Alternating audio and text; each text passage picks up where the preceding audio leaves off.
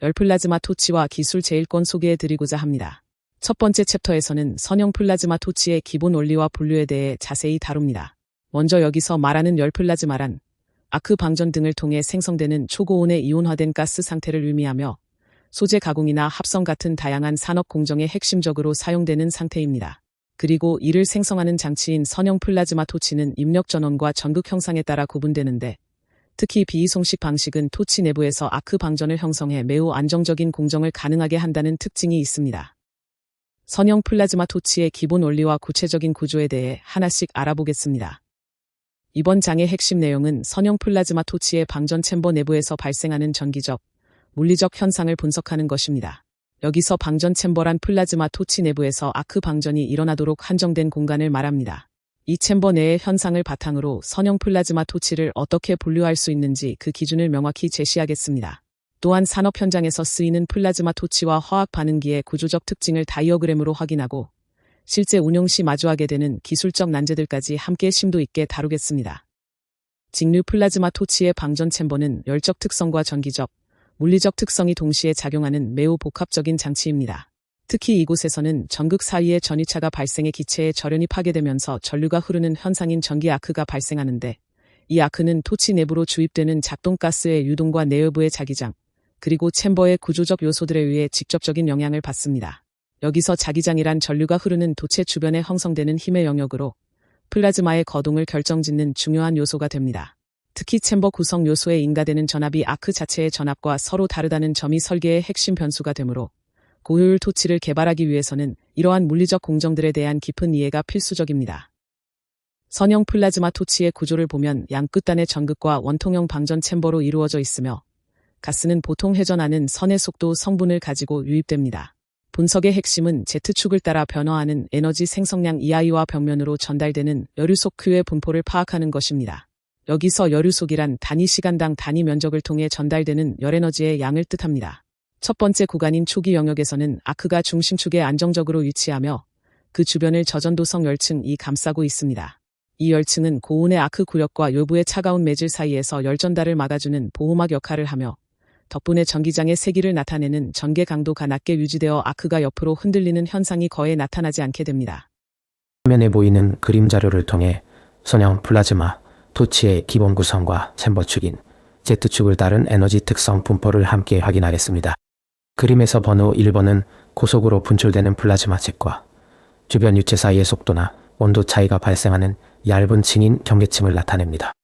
2번은 실제 방전이 일어나는 아크 영역이며 3번은 앞서 설명드린 열층, 4번은 냉매 영역입니다. 그래프의 EI 지표는 단위 에너지 생성을 마소마볼 그제베하샤하는 노바에 대 Q 지표는 챔버벽으로 전달되는 단위 여류속을 의미하므로 축 방향에 따라 에너지가 어떻게 분포하고 손실되는지 주의 깊게 확인하시기 바랍니다. 이제부터는 아크의 거동과 유동 특성을 구체적으로 분석하는 단계를 다루겠습니다. 아크가 어떤 형태로 움직이고 주변 유체와 어떻게 상호작용하는지를 이해하는 것이 이번 분석의 핵심입니다. 화면의 그림, 자료를 함께 보시지요. 노즐을 통해 침전 공간으로 공기 제트가 흐를 때 그 내부에서 발생하는 아크의 모습을 두 가지 영상 기법으로 촬영한 것입니다. 먼저 A의 도플러 영상은 유체의 흐름 속도 변화를 측정하기 위해 도플러 효과를 이용한 광학적 진단 기법으로 속도 분포를 확인하기에 용이합니다. B의 슐리렌 영상은 투명한 매체의 밀도 변화에 따른 굴절률 차이를 이용해 눈에 보이지 않는 기체의 흐름이나 충격파를 시각화한 것입니다. 그림에서 숫자 1번은 Z 핵의 경계를, 2번은 전기 아크 기둥을, 3번은 열가스층을, 그리고 4번은 유동코어를 각각 나타내고 있습니다. 다음은 아크의 경로 변화와 절연 특성에 관한 자료입니다. A 그림은 원통형 출구 전극을 가진 DC 플라즈마 토치에서 발생하는 아크 션팅 구조를 보여주는데요. 아크 션팅이란 아크 방전이 원래의 주 경로를 벗어나 다른 경로로 우회하여 흐르는 현상을 말합니다. 여기서는 대규모 션팅과 소규모 션팅의 형태가 구분되어 나타나고 있습니다. 이어서 B 그림은 아크와 전극 사이에서 절연 파괴가 일어나는 양상을 보여줍니다. 절연 파괴란 전극 사이의 기체가 가해진 전압에 의해 절연 성능을 잃고 전류가 흐르게 되는 현상으로 이것이 바로 아크 방전이 시작되는 지점이 됩니다. 유동이 두 번째 구간인 전위 영역에 접어들면 중심의 열층과 벽면의 난류 경계층이 서로 강하게 상호작용하게 됩니다. 이 과정에서 그동안 안정적이었던 열층이 파괴되면서 고온 가스가 반경 방향으로 흩어지게 되는데요. 이때 불규칙한 유체 흐름인 난류 상태에서 압력이나 속도가 주기적으로 변하는 난류 맥동 현상이 발생하며 이것이 아크에 직접적인 영향을 주어 아크가 불규칙하게 진동하기 시작합니다. 결과적으로 측정되는 기술적 전압이 상승하게 되는데 이는 아크와 가스 사이의 열전달이 심해질 뿐만 아니라 아크가 직선이 아닌 굴곡진 형태나 여러 개의 채널로 갈라지면서 실제 이동 경로가 길어지기 때문입니다. 영역별 특성을 정리해 보겠습니다. 우선 초기 영역의 길이는 보통 챔버 직경의 12배에서 15배 정도로 제한적으로 형성됩니다. 이후 전이 영역을 지나 세 번째 구간인 완전 발달 난류 영역에 진입하게 되면 최대치까지 올라갔던 전개 강도는 다시 일정한 수준으로 안정화되는 경향을 보입니다. 열전달 방식에서도 주목할 변화가 있는데 초기에는 주로 복사 에너지에 의해 벽면으로 열이 전달되었다면 이 구간에서는 난류 유동에 의한 대류 열전달이 급격히 증가합니다. 따라서 이 시점부터는 대류 열전달이 복사 여류속과 함께 벽면 열보하를 형성하게 됩니다. 마지막으로 에너지 효율 관점에서의 분석입니다. 아시트한 날이 어찌여야 되고 가능해. 채널 내에서 난류 유동이 계속 발달하는데 만약 벽면으로 전달되는 여류속을 억제하는 적절한 조치가 없다면 심각한 에너지 손실이 발생합니다. 특정 단면부터는 벽면으로 빠져나가는 연료속이 아크 자체에서 방출되는 비에너지 값과 같아지는 지점이 생기기 때문입니다. 이렇게 되면 해당 지점의 국소 효율은 사실상 0에 가깝게 떨어지며 시스템 전체의 에너지 손실이 극대화되는 결과로 이어지게 됩니다. 션팅 현상이 구체적으로 어떤 메커니즘으로 발생하는지 그리고 시스템 전체에 어떤 영향을 미치는지에 대해 자세히 설명해 드리겠습니다. 원통형 챔버 내부에서 아크가 연소될 때 아크와 챔버 벽면 사이의 전기적 절연이 깨지면서 전류가 우회하는 션팅 현상이 발생합니다. 이때 유체역학적인 힘과 전기역학적인 힘이 복합적으로 작용하면서 아크의 반경 방향 섹션이 유동 방향으로 밀려나게 되는데요. 이 과정에서 아크의 길이와 전압은 매우 밀접하게 연결됩니다.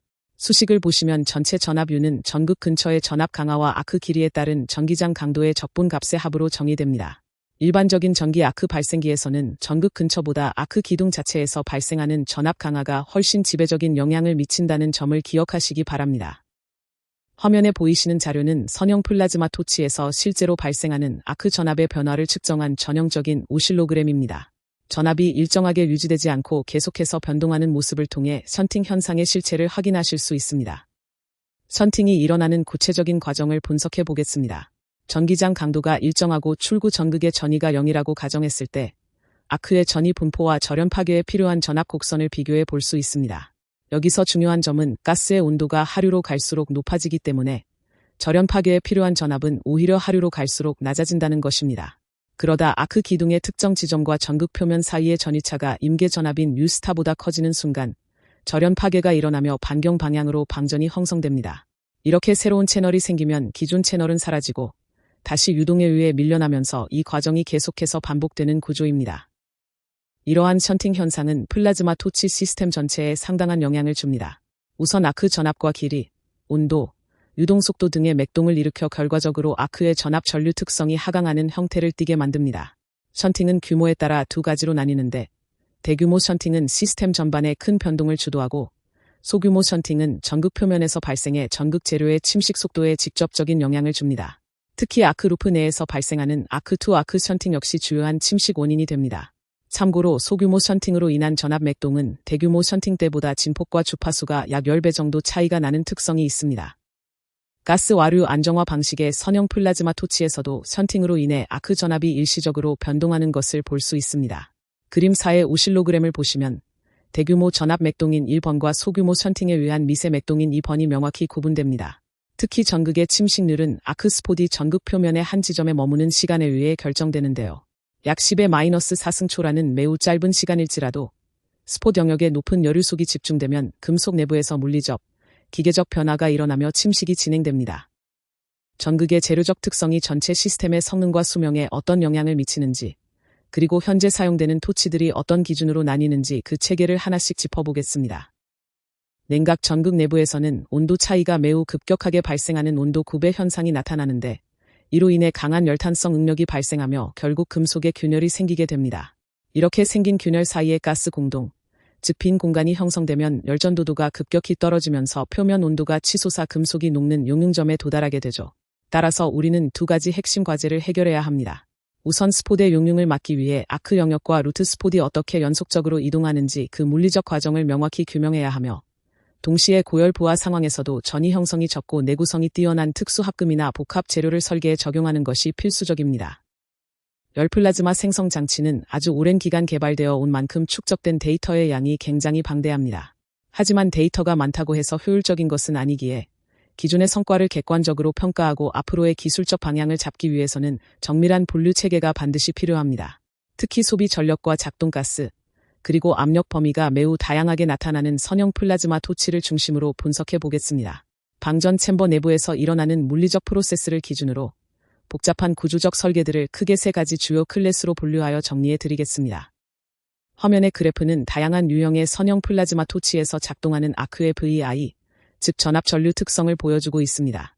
여기서 숫자 1번은 관용 출구 전극을 사용한 경우이고 2번은 스텝 전극, 그리고 3번은 전극 사이에 삽입물을 넣은 토치를 의미합니다. 각 토치의 구조적 차이가 전압과 전류의 관계 곡선에 어떤 변화를 주는지 비교해서 확인하시기 바랍니다. 이번 슬라이드는 실험 장치의 전반적인 개통도입니다. 전체 시스템은 전원을 공급하는 전원 공급 시스템과 실제 플라즈마가 생성되는 2Z 플라즈마 토치로 구성되어 있습니다. 전력원이 어떻게 공급되고 가스가 어떻게 흐르며 플라즈마 Z가 형성되는지 그 전체적인 흐름을 파악하시는 것이 중요합니다. 첫 번째 클래스는 관용 출구 전극을 사용하며 아크의 길이가 스스로 조정되는 특징을 가진 토치입니다.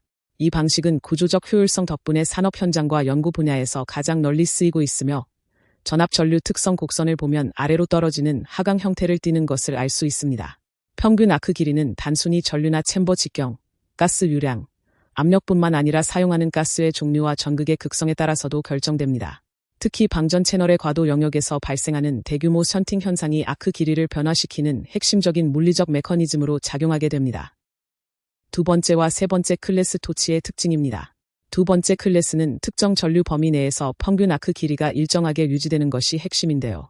전압과 전류의 관계를 나타내는 특성 곡선이 U자형을 띠는 것이 특징이며 전류가 일정 수준 이상으로 높아지면 제1종 토치의 특성과 결합되는 양상을 보입니다. 이를 실제로 구현하기 위해서는 출구 전극의 단차 구조를 만들어 가스 유동을 정밀하게 제어하는 방식이 주로 사용됩니다. 이렇게 설계하면 회로에 별도의 저항을 추가하지 않고도 매우 안정적인 운전이 가능하다는 장점이 있습니다. 마지막으로 세 번째 클래스는 아크 길이가 고정되어 있기는 하지만 제1종보다 더 긴 길이를 유지하도록 설계된 형태로 주로 전극 사이에 삽입물을 넣어 구현합니다. 앞서 보신 전압 전류 특성 곡선 3번은 다른 두 가지 토치보다 높은 위치에 자리 잡고 있습니다. 이는 전극 사이에 LSA보다 긴 전극 간 삽입물, 즉 II를 도입해서 평균 아크 길이를 의도적으로 늘렸기 때문입니다. 이 삽입물은 재질과 구조에 따라 고체형이나 다공성 구조로 제작할 수 있으며 특히 다공성 구조나 단면의 틈새를 통해 작동가스를 주입하는 효율적인 방식이 가능합니다. 실제 공학적 설계 사례를 보면 적절한 아크 전류 범위에서 1에서 3 또는 5메가와트의 전력을 유지하는 블록 모듈형 플라즈마 토치가 개별 단면 요소들을 결합해 효율을 극대화한 좋은 예시라고 할 수 있습니다. 또한 가스 와류 II를 적용한 토치는 아크에서 발생하는 반경 방향의 열전달이 챔버 벽면의 열유속을 결정하는 특성이 있어 매우 유망한 솔루션으로 평가받습니다. 결과적으로 이러한 체계적인 분류를 통해 우리는 공정에 최적화된 회로를 선택하고 고열유속을 견딜 내열 재료를 선정하며 나아가 공정 자동화를 위한 합리적인 설계 방안을 세울 수 있게 됩니다. 지금까지 토치의 클래스별 특성을 알아보았습니다. 이제 다음 장에서는 2Z 및 멀티제트 반응기의 설계 부분으로 넘어가 자세히 알아보겠습니다. 플라즈마 토치 기술이 빠르게 발전함에 따라 이제는 전극의 수명을 늘리고 아크의 안정성을 확보하면서도 다양한 작동 가스를 사용할 수 있는 단순한 구조의 시스템이 강력하게